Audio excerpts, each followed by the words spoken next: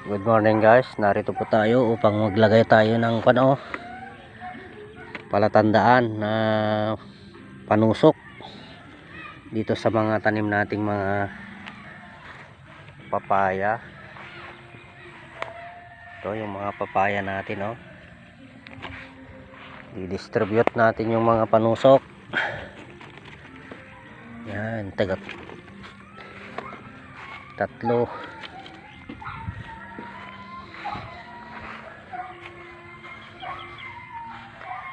Lagyan natin ng tusok mga kapatid